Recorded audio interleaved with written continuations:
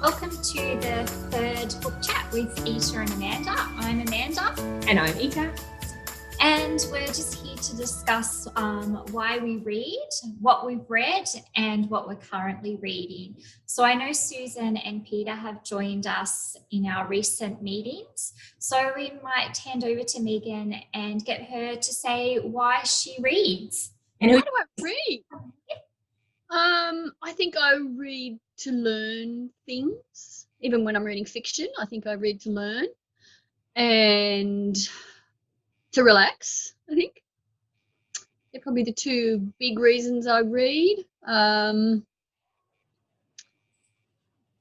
when I say learn, I think I like to get an insight into, different lives, different to my own. Yeah. Very similar to what we discussed with Susan and Peter in previous sessions. So Shirley, what do you read? Yes, I'm pretty similar. I read to relax. That's my form of relaxation, time out, but also to transport me to other places, which I guess is learning as well. But I like to read a lot of nonfiction and travel writing and that kind of thing. So I find I can't go there myself, so I can do it vicariously through somebody else. So, yeah, it's a bit of an escape. Yeah, definitely during COVID, that's really important, I think. Yeah. It's reading definitely helped me during COVID. Took me to places that I'd never been to before and hopefully may get back to one day. Yes, for sure. I think I've been misquoted. You've been misquoted? It's not the reason why I read. I read to look intelligent. You don't need reading for that, Peter. No. So you do it so well. Yeah. It works. Yes. I also read to get compliments. That works too. Yeah. And to get in the good books with Susan, maybe? Nah. No. Nah, there's no way in there. That's funny. So last year we talked about the Reading Challenge 2020 we did, and we drew the winner out of the hat, and to our surprise it was actually Susan. So congratulations, Susan. That was we were both really surprised when we picked you. So Susan, have you bought anything yet with your voucher?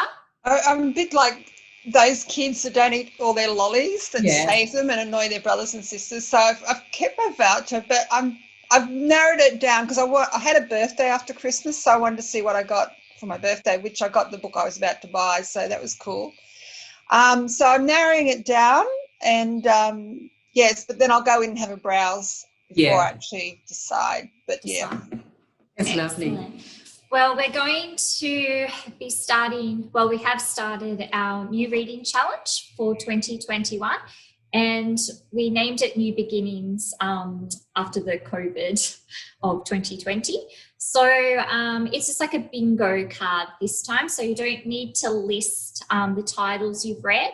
You just need to mark off the boxes that you've chosen. So, for example, some are choose a 2021 publication, read a young adult book, read a book set in a country you would like to visit, and then, of course, leave a comment at our book chat blog about a book that you've read during this challenge. If you're not aware of our book chat blog, you can locate it at bookchat.medium.com. Cool. So now we're going to talk about what we've enjoyed reading during our break. Yes. So who will we call on to start? How about we call on Shirley? Pressure's on. Okay, well, I know I'm probably stealing this one from Amanda because I know we both read it over the break, and I can't really say too much about it, but it's called The Silent Patient.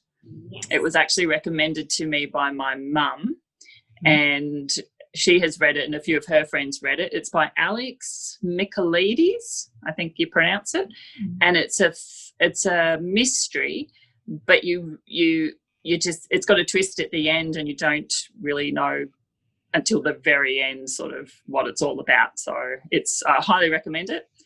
It only took me a day to read, so it's an easy read, but it's one of the best mystery ones I've read. So look out for that one, The Silent Page. I'd have to agree with you. I thought it was really well written for a mystery. Normally, mysteries that I've generally read, you can kind of guess a twist before you reach the end, where I think this one really kept you going and guessing until the very end, and the twist was very unexpected.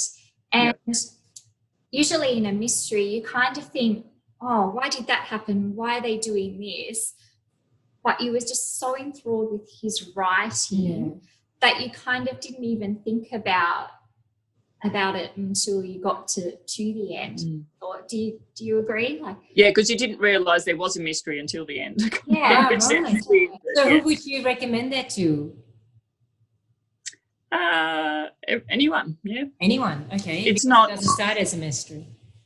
Yeah, it's not sort of too violent. It's not violent, or there's no sex. There's no swearing.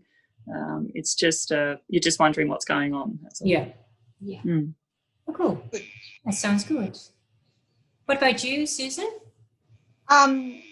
So I have read a couple of Australian crime fiction since Christmas, or since we spoke last. I've only recently come to crime fiction. It was actually Scrublands by Chris Hammer, and the fact that he was coming to the library and we had that one book, one region. That was my first crime fiction I ever read. Besides, my mum's Agatha Christie's, because I was bored. Yeah. But I don't mind a really well-written crime fiction as long as it's contemporary Australian. I don't really like old-fashioned crime fiction. So Trust by Chris Hammer, I gave it a 4 out of 5. So it's his third book. It was just recently published. Yep. You don't need to read the other two, I don't think. It's a standalone. And it's a journalist. The main character's a journalist, and he's somehow being sucked into crime and corruption in Sydney. And so there's a map of Sydney CBD where everything's taking place. And it's really well written and a page turner. One of those, it's high readability, so 4 out of 5. And then another crime fiction by a new author. So this is a debut novel. Never heard of it before. Catherine Nosk. It's called The Salt Madonna. She grew up in South Australia, but she's gone to Western Australia to work as a creative writing lecturer. So this has actually started as a PhD, and she has recently finished it. So it's just been published. And it was really different. Set in because she grew up in South Australia, set in an island just below South Australia, so south of South, connected by a ferry. So I guess those that like Bruni, who like island fiction. I like island fiction. Yeah, me too. And of course, there's a storm and the ferry collapses, and so they're cut off, blah, blah, blah. A lot of drama. The main character is a teacher who goes back reluctantly to look after her aging mother and gets a teaching position there, and one of her students goes missing. She's a high school teacher. And then it gets very strange. Well, it's history. If you have grown up in Catholicism, you'll really understand this book.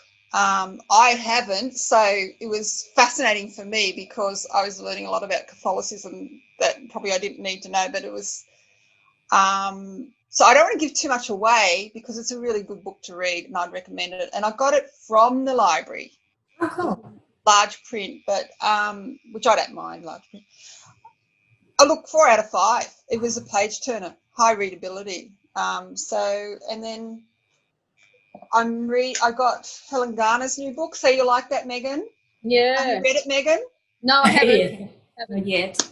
I usually 5 out of 5. This is just really? the best. Wow. This is the best. Is it? Okay.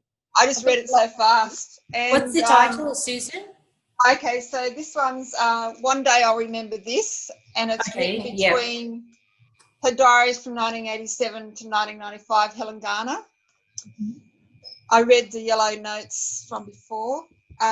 This one, I just started. Again, it was a birthday present, and there was the one I was going to buy with my voucher, but I got given to me. I've bought it. I haven't started yet. I'm so excited. Yeah. Loving it. So for people that are not on Zoom but on the podcast, Susan is just showing The Promised Land by Barack Obama. I forget about that. So it's like over 700 pages. So if something else comes my way that it's like, I think I'll get The Silent Patience and read that. I'll put it aside to read a novel and come back to it. Yes. 700 pages in non-fiction, I'll be able to do that. So, well, that's my current read, so I shouldn't have poked that in. So, yeah, probably the best read was the crime fiction, but Helen Garner, well, it's Helen Garner. Cool. Thanks, Susan. Well, seeing Megan is laughing, what did you really enjoy during your Christmas break? In the break, when I was at my sister's, actually in the break, none of the books I'd reserved came through in time for Christmas. Okay. That happens. Yeah, and so while I was at my sister's, I found Look at Me by Jennifer Egan on her bookcase. And because I'd loved A Visit from the Goon Squad and Manhattan Beach, I thought, oh, yeah, I'll give this a go. I wouldn't say I love it. I'm only about halfway through and I've started something else, which probably says Yes. it's still worth, I think it's still worth reading. It's a bit like A Visit from the Goon Squad in that there's a lot of characters who are kind of loosely linked. Yeah. And in this book, it's mostly about a woman who was a very successful model. And she came from a small town. She couldn't wait to get out of the small town. She goes to New York and she's right into the New York modeling nightclub scene for years. And then she has this horrendous car accident and her face, which is her bread and butter, is destroyed. She's got horrendous injuries, but she has her face kind of reconstructed, but she looks different. So she's got to work out how to kind of negotiate the world in a different way. And you wouldn't say she was you wouldn't say you like her. You wouldn't say she's likable, but she's an interesting character. And then another character is the daughter of a friend of hers from school who happens to share the same name, and then that friend's brother, and so they're all linked. And I'm thinking that in the second half they're going to be linked in a more meaningful way. Yeah. But I really like her writing, although this is a really early one. So she wrote this before she wrote, this is 2001, and she wrote this before she wrote A Visit to the Goon Squad. I think she was definitely just warming up when she wrote this. But still worth a read, you think? I think so. Yeah, I'll let you know next time. Yes, let us know. What about you, Peter? Did you enjoy something during your Christmas break? Did you get to read? Well, actually, since the last time we've met, I've read, I think I'm into my 9th book. Wow. So just briefly, I finished off Bruni by Heathy Rose, which was okay. It was a 3 out of 5. There was just too many bits of the plot and the characters that were a little implausible. I read a very old book by Gordon Bennett by Singapore Phil. I've been gifted a lot of old books about the war that came from my dad, so I'm gradually trying to sort of work my way through them. This is actually one of the better ones. Very outspoken against what happened with Singapore and how it was undermanned, which is unusual for generals in the army. The Dickens Boy by Thomas Connealy, loved that. Really good read. Really enjoyable. Great characters. Yeah, tops. But over Christmas, I've read Too Much Lip by Melissa Lashenko. Melissa, yeah. I found this a very confronting book, actually. And it took about a third of the book before I felt comfortable to be reading it. I almost felt like I shouldn't be reading it. But once I got into the characters, and you start to realise that whilst the story is about an Aboriginal family who have had various degrees of success in life, who you think originally are disenfranchised and living on the outskirts of a town, and that's their problem. You realise as you get deep into the book that their problem is they're disconnected from their culture. They think they're connected, but they're not really connected. That was a read that I enjoyed more as it went on. By the time I finished it, I really quite enjoyed it. After that, I read that was a library book. After that, I read another library book, The Sound of Summer by Jim Maxwell, the ABC cricket commentator. Oh, right. That was very interesting. It was just a read that rolled along. It was on my subject area, so that was quite good. I thought the chapter he wrote about his relationship with Peter Roebuck, the fact that he was the last person, apart from two policemen, who saw Roebuck alive before he fell from a hotel room. Wow. He hasn't quite yet come to terms with that quite clearly, and this book was written 2-3 years ago. And so it was sort of interesting watching the way he, on paper, was trying to understand what had happened. But yeah, that was quite a pleasant read. Christmas I love because there's a directive in our family, my directive, that I only get books for Christmas and for birthday. So I always look forward to Christmas. There's a pile of books for me after Christmas. The first of which was this one, William Mckinnis, Christmas Tales. Oh, I have that reserved. What the Very light, very light. If you've read one of his books before, you've read this one. Not to say that it's not an enjoyable read. He does humour and reminiscences very, very well. It's the same in this. To use a cricket analogy, it's a pleasant thing to do. It's like facing a medium pacer and getting half volleys and smacking it to cover. It's great to do and you enjoy it, but it's not as much fun as belting a fast bowler back over his head. And that's what this is. This is medium pacers, half volleys outside off stuff. Pleasant, but not one of the world's greatest books, but okay. And currently I'm reading this one. I've just finished reading this one. And it is a pretty fascinating read about the disadvantage women have been at in trying to pursue careers as pilots. That's Australian Women Pilots by Kathy Mexted. And some of the chapters that struck me as more interesting than not, one was about, and I'm forgotten her name right off the top of my head. Anyway, she was the first pilot for Ansett and the hassles that she went through and the legal hassles, and they really only just boiled down to the one thing. Reg Ansett did not want her to have female pilots, but she just took it on in anti-discrimination courts, everything else, and eventually was successful. So yeah, that's quite a nice read. And currently reading unashamedly reading the Paul Hogan autobiography, which is pretty much what you see on screen is what you're getting. So it's very laid back, very sort of Australian laconic humour. But it's a book you occasionally laugh out loud at. So yeah, that's always good. Yeah, that's about it.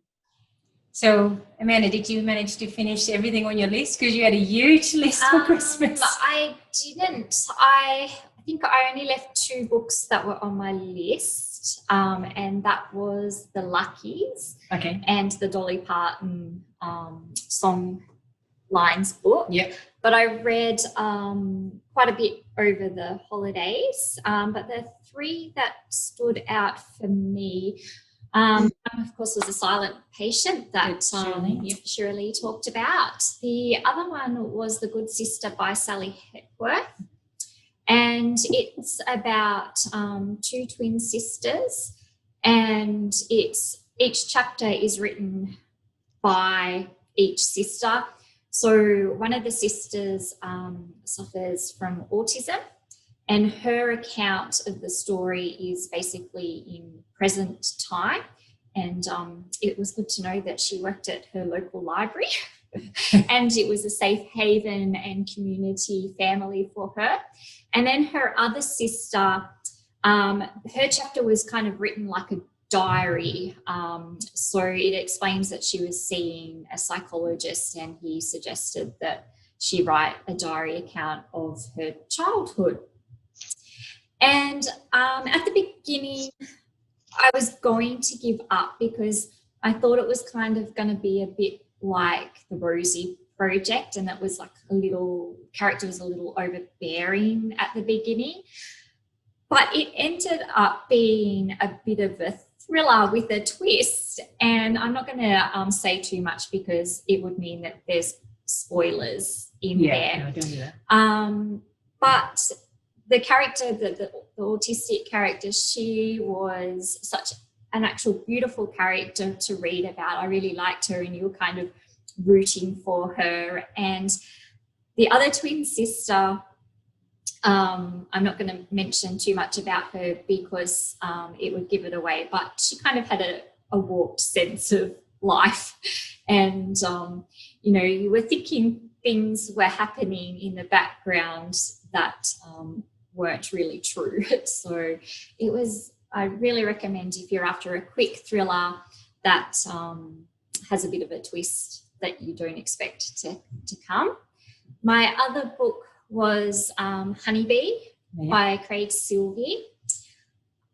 I started reading it, and of course it is heavy material. So it's about Honeybee, where he meets a gentleman on a bridge, and it just follows Honeybee's story of going through his process of identity. And he had obviously such a bad life experience.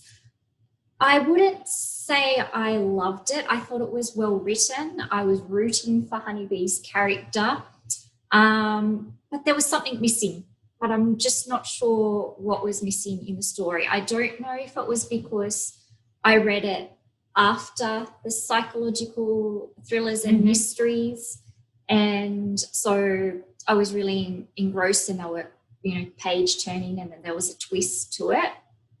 Or if I was talking to so many people who thought this was the best book they've ever written, and I had really high expectations. So I'm not really sure. I did give it a 4-star because I did think it was a beautiful story and well written, but I just think there was something missing. And I definitely will go back. I've never read any of Craig Sylvie's other books, so I think I will go back and read Jasper Jones. Yeah, I read that one too. Yeah, Jasper Jones. Yeah, and the other book that I read was Wild by Kristen Henner, and it was about a child psychologist who had, she was high up in her field in Los Angeles, but one of her patrons, this isn't a spoiler because it's the first part of the chapter, had committed a mass murder-suicide that she didn't see coming. So she got involved into a court case, and she kind of fell from grace. And then other part was set in her hometown, where a girl had been found, a 7-year-old girl had been found in a tree with a wolf, and she didn't speak, and she was a bit wild. And so the local sheriff was the child psychologist's sister, so they contacted her, and it was just about the journey of the psychologist helping this young girl to speak and let the community know what had happened to her. And again, it's a bit of a mystery, so I'm not going to give too much away about what's happened. But it's kind of set on the theme about how those kids grow up in the wild, like they've been lost in the wild, and they grow up with the wild animals, and how they get brought back into society, but most of them end in forgotten and end up in mental institutions, and that not being able to be reintegrated into society. Yeah, so they're my holiday reads that I really gave enjoy? 4 stars for and really enjoyed and would recommend. So you still got Gentleman in Moscow to go? I do. I'm really hoping to hear about that. Yeah, the reason I skipped that one is because I was talking to my sister, and she said that she had given up. So I thought that I would read these ones first and give that a go a bit later. Have you started it yet, Megan? Because you were going to... No. Not yet. No. Yeah.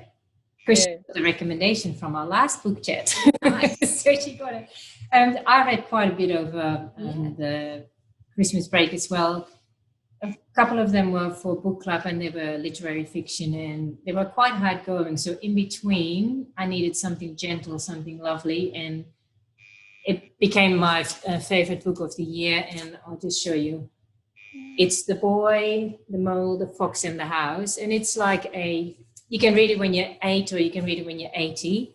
It has beautiful drawings. There's not much text. There's lots of drawings. And it's basically about life, love, friendship, resilience. It's just beautiful. And it's something that I just loved after reading all these heavy-going literary fiction.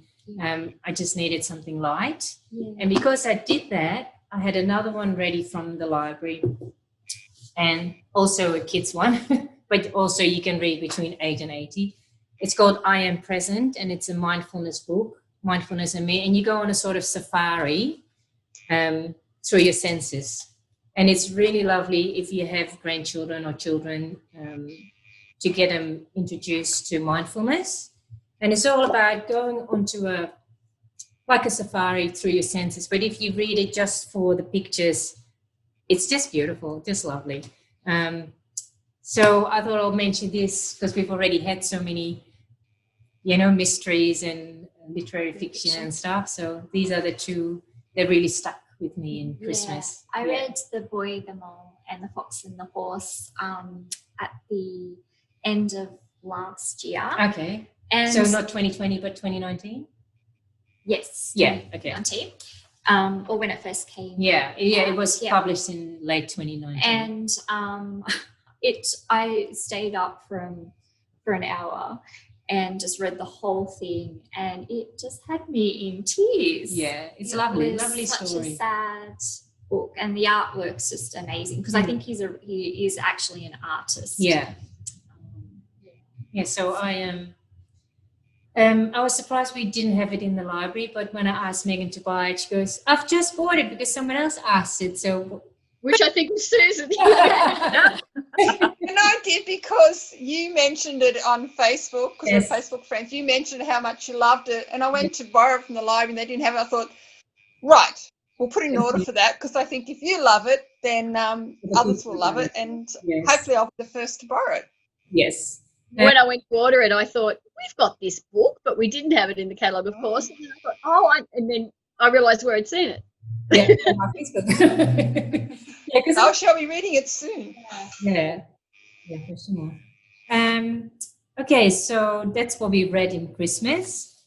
Is there something you're really looking forward to read this year? Have you got something on your wish list? Who wants to take it away? I've got. Sorry. Okay, Shirley. I heard from Shirley for a while. Okay.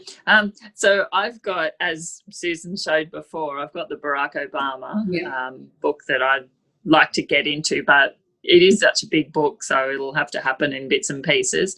But there's another one that was recommended to me that I'm excited to start.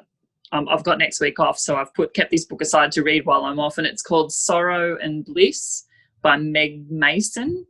I don't know a lot about it. I just know that I've read reviews of it, and some people have said it's the best book of the year that they've read.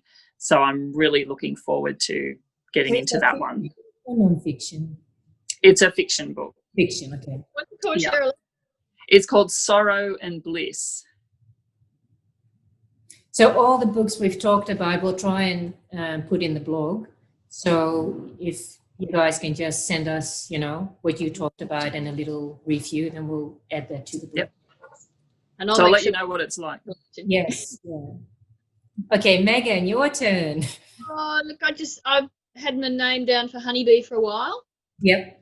I'm going to read that, of course. And I don't buy many books. No, because I work in a public library. Yeah. But two authors, whenever they publish a book, I go out and buy them, and that's Helen Garner and Tim Winton. So I'll go and buy Helen Garner's latest as well soon. Yeah, I read it in 2 days. It's just okay. Her diaries are just addictive. Can I read a little bit from her? I've actually marked it, Megan, to keep you enthused, Megan. Okay. We have to reserve it. So she refers to everyone with an initial, with just one letter. So V. I didn't want to know who V was, but I kind of worked it out. But afterwards, I looked him up, and yes, she was married to him for a decade. He was an author. So this is describing V. Boy, can he write? Can he sling verbs around? She just writes so beautifully. And then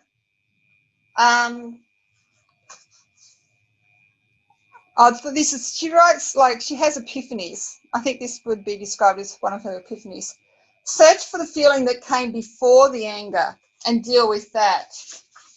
It's usually hurt, fear, embarrassment. How good is that? Yes. And then I'll just throw this one in, Megan. About a husband, V. Out walking. I'm cheerfully telling him about something that happened today, and he changes the subject, cuts right across me mid-sentence. I protest. He digs in. I go over the top. Oh, how I hate to be told that it's not worth having all these feelings. So she's just magical writing. Yeah. So that's non-fiction because it's her diaries? Yeah, it's non-fiction. Helen Garner's One Day I'll Remember. It's got a photo of her holding a wine glass and an olive. Oh, and it's got a splash of red down the bottom with her name and the title of the book. Mm-hmm. And, yeah, look, if you like Australian literature, even if you've never read Helen Garner before, I like Helen Garner. Grab this, read it in a couple of days, and you'll wander around thinking about all the things that she wrote in it all the time. They'll just pop into your head. Do you reread her books, Susan? Because of you. You made me. The only thing I'd read before you insisted I read Helen Garner one day in the library is I'd actually watched Monkey Grip, then read it. And I'd read Postcards from Surface, but I thought all her stuff would be a bit too heavy for me for some reason. I don't know why, but I did. I just thought, no, I don't think I'm a Helen Garner reader. And then you went, oh, no, you are. And then you got me in Children's Bark and something else. But the Children's Bark I loved, and that's when I became hooked on her novels. Yeah. And Joe, I can never pronounce that last name. Yeah, I don't know I don't know. You said that one. Again, I thought, it's going to be a bit too heavy, but, I loved it. And so I've actually read everything of hers now. Everything she's written except for The Last Stone, because I'm absolutely sure that I'm going to be so angry at her for what she wrote in that book. Yeah. That I don't want for her to fall off her pedestal. So I'm going to avoid it until I change my mind. Who's such a fan? She's even read a shopping list. Yeah. I would, absolutely would. Yeah. I had to put in a whole new bookshelf at home just so that we could fit all the Helen Garner books in. But I have to say, I actually read 2 Helen Garner books before she'd ever read one. So. Oh wow! Yeah, winning. The only two I've read, but. Yeah. Well, I haven't read any of Helen Garner's, but I think Susan may have started something. I might have to pick one up. I've read some of hers, which I loved, but I'm listening to her stories at the moment, and she's lost me because every time I go, what's she talking about now? Maybe this is not a book to listen to, but a book to read, because I feel lost all the time, so I've stopped listening to it, but I'm going to get her new one. Like I've reserved that one. Yeah, if you want to start somewhere, I suggest you start at The Spare Room. Yeah, I've read that one. You have? I found it really accessible. Yeah. But I do particularly like Children's Bark. But like Everywhere I Look, that was just her. I guess it's short stories, but it's like observations. Yeah. I thought that was pretty riveting. But or you start at The Yellow Notebook, which is her diaries that was published just before this one, and read the two. Well, I don't know, but I just, to me, how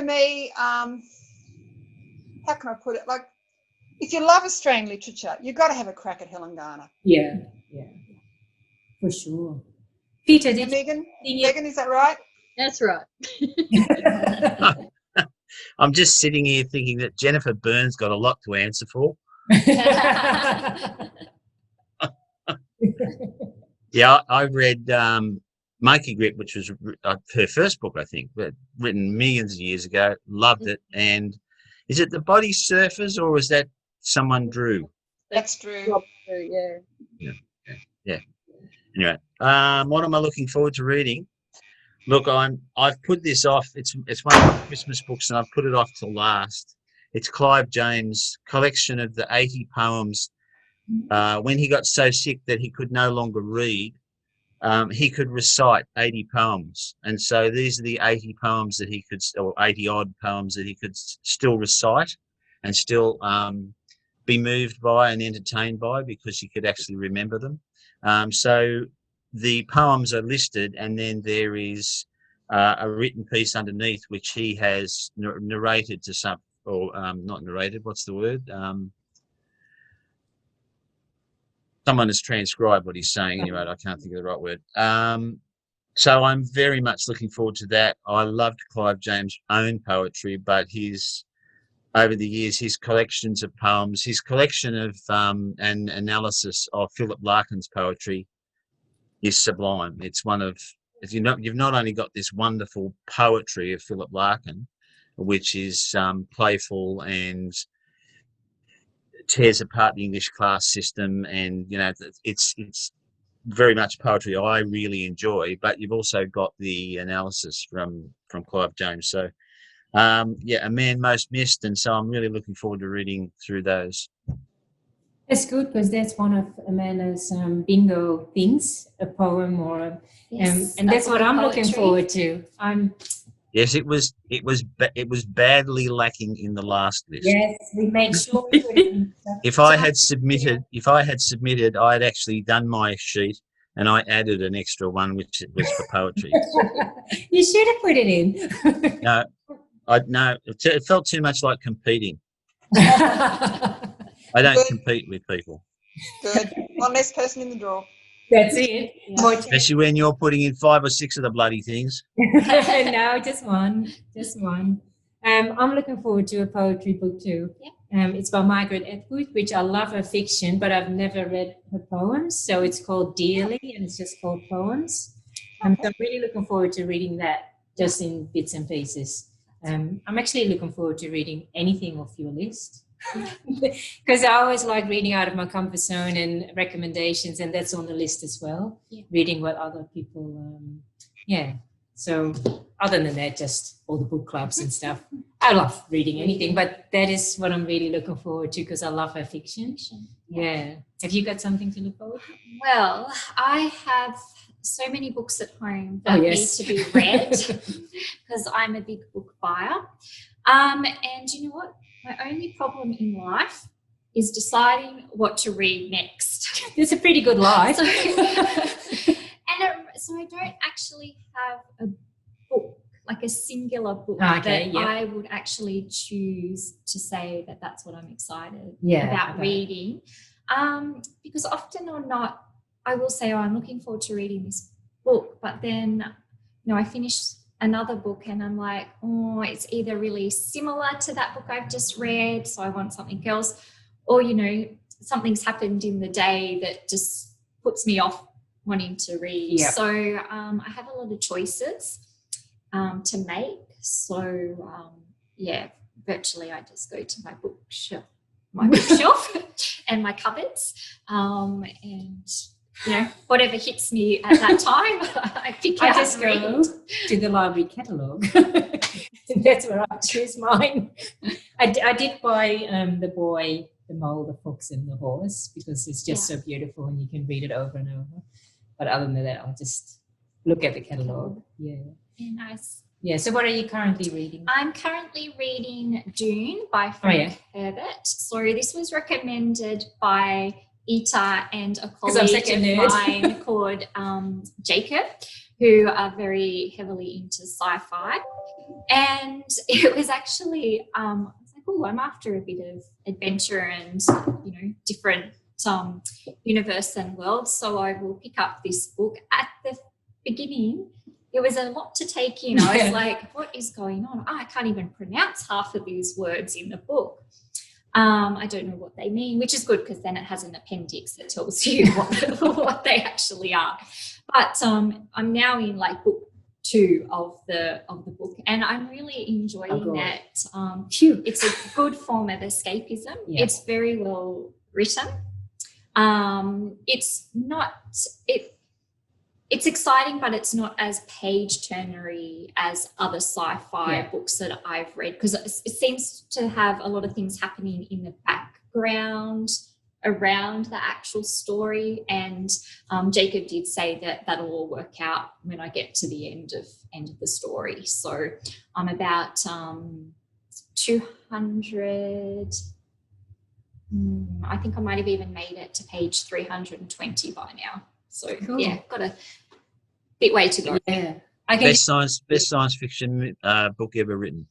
Yeah, I read it like 30 years ago. Yeah, so same meter. I read it when it first came out. Yeah. And there's, I think, 2 movies made. One older movie and one more recently has just been or is being made. Yeah, one is just being made. Yeah. So that was the reason I also picked it up, because I was watching the Today Show and they had a film clip of that up-and-coming movie, and I thought, oh, that looks exciting. Oh, I'm just going to read the book, because I'm one of these people that tend to read the books before I watch the movie and the TV show. Yeah. Always. Yeah, me too. So are you reading something at the moment, Shirley? I'm actually not.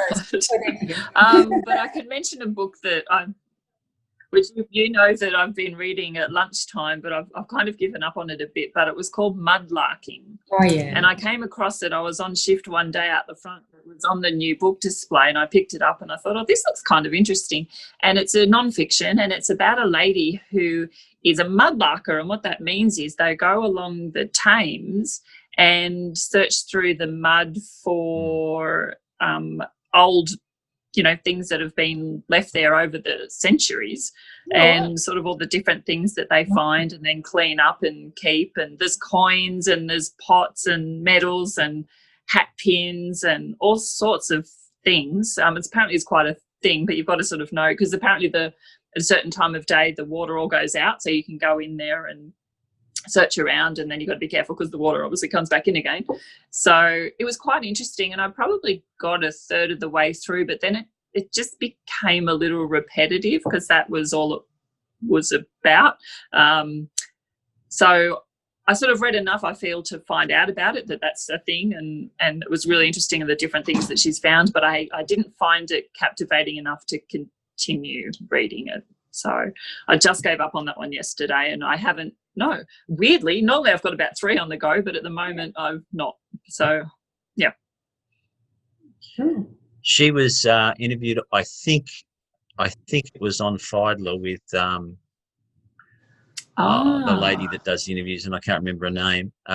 Sarah Konofsky. The interview was much. Sarah, that's it. Yep. The interview was much like the book. 20 minutes, perfect. Okay. But the rest, it became a bit over and over. And I think Sarah Konofsky was looking for, building towards something more big that she'd found or something, but it never really got there. Mm-hmm. Interesting, but not interesting enough. So I might have done the right thing then. Yeah, no, I think so, yeah. Yeah, okay. Oh, good. Okay, oh, that's good to know. Yes. What are you reading, Peter? I think you already showed what you were reading. Paul Hogan's the knife throwing.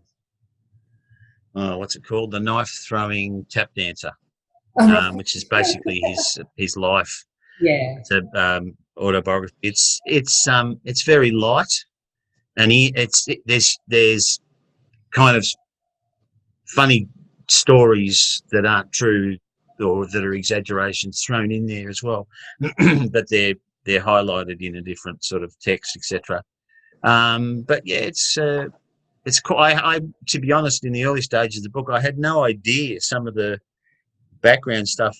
I didn't know he'd been in the army, for instance. He'd been conscripted. There's quite a few things I didn't know, but I mean, Well, I reckon the funniness of the guy comes across as quite a few, funny yarns he tells about things him and his mates used to get up to, which, at least at this stage of the book, I'm quite enjoying because it sort of reminds me a bit of my misspent youth.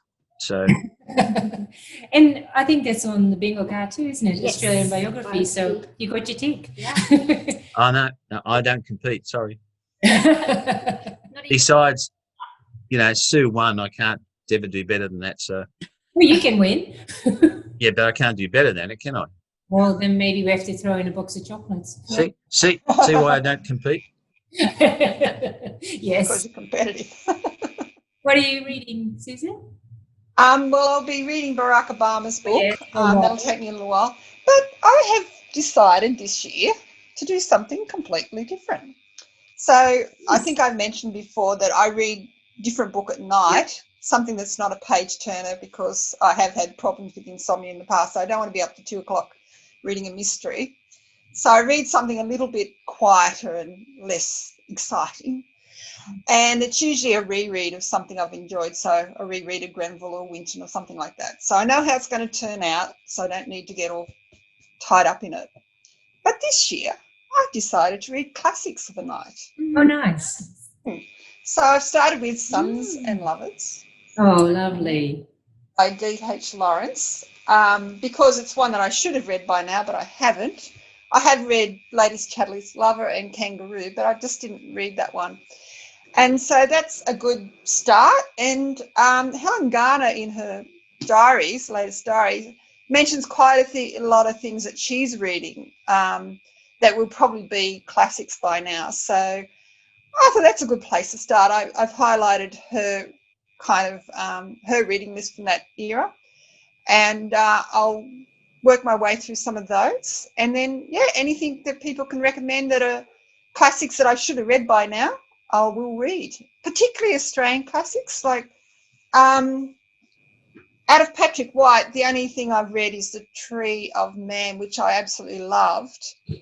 I had a crack at a few of the others, but couldn't really get into it. So if there's Patrick Whites out there that don't deal with his fight against the church, I don't really want to read about all the church stuff that he had an issue with and, all that sort of church hierarchy stuff that he rallied against. No, not interested. But anything else, like The Tree of Man was just about a family on, just outskirts of town and, that sort of thing, that really appeals. So, have you read the Shura Lee, Susan? No, I haven't. I think I've seen the movie. I've seen the movie, haven't I, Peter? Okay. I don't know. Is it the Shirley one I saw was many years ago? And it's the original. You've got to see. Yeah. The bloke who was trying to raise his son and the deer, with the deer in it. Yeah. Daughter. Yeah. The daughter. Yep. Sorry. Yeah. So even though it's a good book, good Australian book. Yeah. Surely, okay. That'll be next. Yeah. Dancing Island. So that's Shirley. I'm happy for recommendations of Australian classics that what I like to read. So that's where I'm heading for the year. Oh, good. That's a nice year. Yeah. And you're still going with that book you picked up at your sister's? Who, me? Yeah. Yeah. Yes, I'll finish this off. I forgot to mention the main character has this, she would call it a bit of a gift or a skill, where she thinks that when she meets somebody or knows somebody, there's a moment where she can tell what the real person is like and not how their kind of outward persona, because her life has been all about outward persona. That's really interesting to her, and it's just a really interesting aspect of her and the book. And I don't know that she's always right in the judgment she makes, but that's what she does. She tries to observe a point where someone's actually revealing they're really like, they might not be quite so charming, and So I'll finish that. I started Lucky's last night. I'm not far enough in to really make a judgment of any sort. There was something I was going to mention that I didn't mention before. I read Jacinda Ardern's biography. Oh, Yeah. yes. Yeah, got it on my desk. And Yep. and who's it by? Michelle Duff. Yeah. And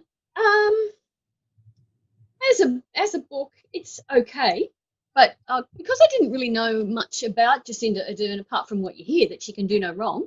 I thought I learned a lot about it, that's for sure. And then there's another book by someone, Chapman, I think, Madeline Chapman, about Ardern, and I thought I might read that as well. It's a better book, Megan. Yeah, good, yeah. Yeah, it's a better read, and she's more realistic about Jacinda Ardern. So you're getting the sides of her that don't often make it to public. Not that there's a whole lot of bad stuff, but it's more realistic. Yeah. Read that one then. Because there's no doubt she's a pretty important person, but I wanted to kind of find out more about her politics, really, because there's not much of that other book. Yeah, I enjoyed it.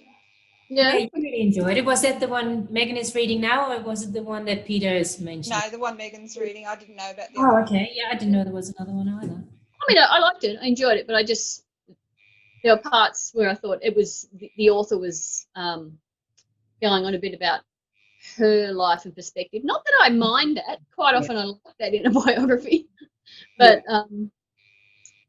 I just thought I'd like to read something a bit more depth. Well, one of the myths about Jacinda Ardern is that that she never really sought the leadership, didn't want the leadership, etc. Madeline Chapman's book, she tends to strip that away a little bit and say, well, for someone who didn't want the leadership, she really had positioned herself really well, and she was making statements at the very best time to be making those statements. Okay. But she also goes on to say her leadership in terms of leading the country during difficult times, there's very, very few people that could have led through the attack on the Muslim places and through the volcano. So it's a book that is very honest. Yeah. And that's why I liked it above the other stuff that I'd read. So. Good. Yeah, I'll read that. Yeah. Okay. You want to know what I'm reading? Yes. Okay, so this is one for book club as well, but it's not so literary as the others. This one I'm really enjoying. It's called Anxious People by Frederick Beckman. He's the author that wrote A Man Called Ove. Oh, yes. I'm really enjoying it. It says it's about a bank robber, 7 strangers and a really bad idea, which is really what it is.